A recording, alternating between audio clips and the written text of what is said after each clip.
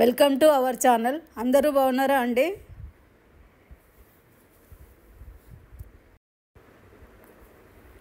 Happy అందరికీ శ్రీరామనవమి. పొద్దున పూజ చేసుకున్నాము. ఈ పండగలంటే ఇక పూజలో కొంచెం హడావిడే ఉంటుంది కదా. రోజంటే నార్మల్గా ఉంటుంది మామూలుగా. ఇక కొంచెం పండగ నవరికలో కొంచెం హడావిడి ఉంటుంది. పూజ చేసుకున్నాను.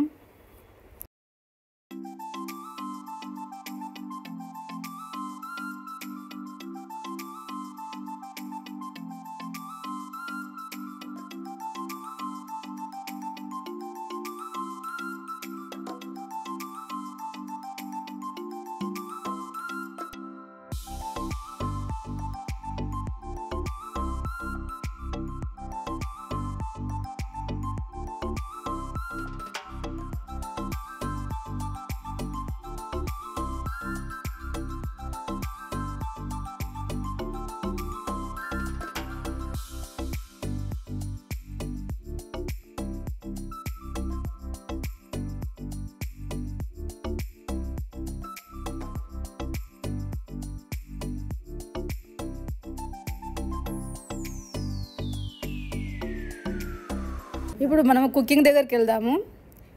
నేను ఏమేమి చేస్తున్నానో చెప్తున్నాను. బియ్యం పెట్టేశాను, కడిగి బియ్యం పెట్టేశాను. మినప్పప్పు నానబెట్టాను, ఉట్టిగా అప్పంలాగా చేస్తున్నాను.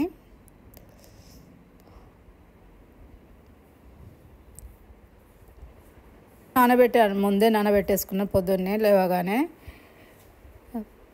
పొట్టు మినప్పప్పు కాబట్టి కొంచెం పొట్టు తీసేసాను. సగం పొట్టు తీసేసి అందులో కొంచెం కారం, పచ్చిమిర్చి, అల్లము ఇట్లా సాల్ట్ వేసి మిక్సీకి పట్టేసాను.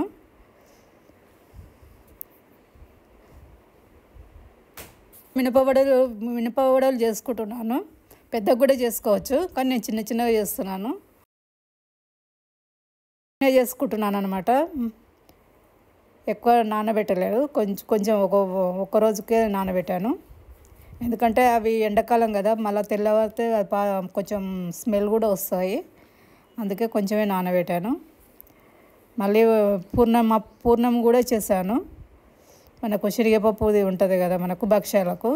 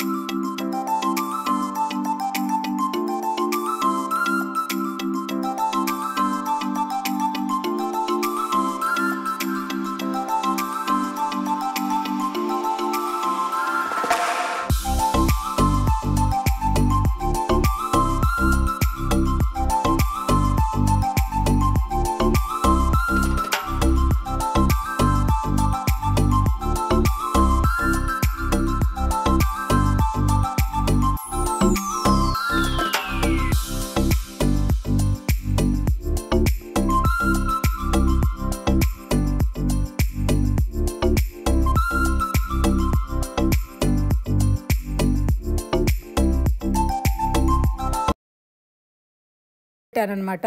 ఒట్టిగా కొంచెం లిక్విడ్ లాగా నానబెట్టేసి పూర్ణం బూరెలు చేశాను. కొన్నే చేశాను, అవి కూడా 7 చేశాను. తర్వాత నేను పోలేలు చేసుకుంటాను అనుకున్నాను. తర్వాత నేను చేసుకున్నాను అనమాట. ఇది కొంచెం నైవేద్యం పెడదామని.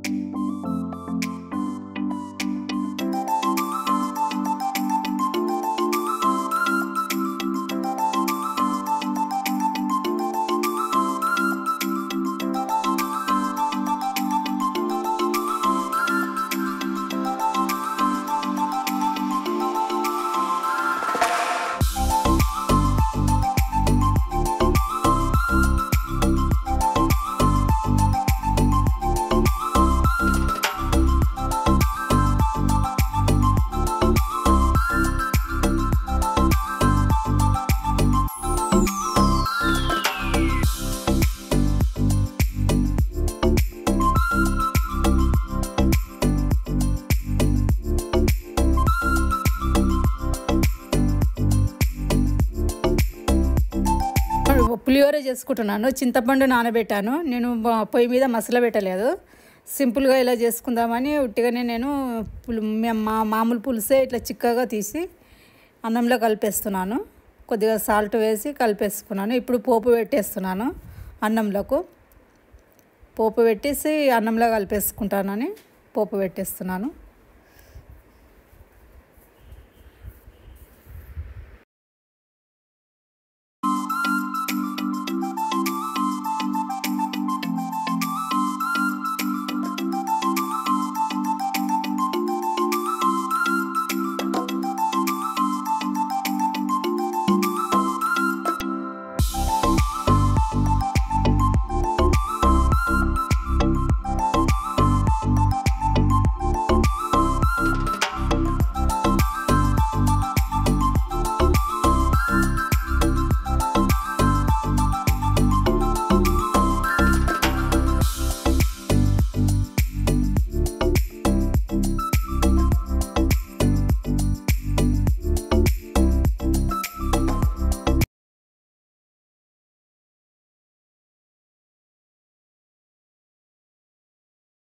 అంతా రెడీ మొత్తము అంతా ఒక కలిసేటట్టు మొత్తం కలిపేసుకుంటున్నాను. అన్నము పులిహోర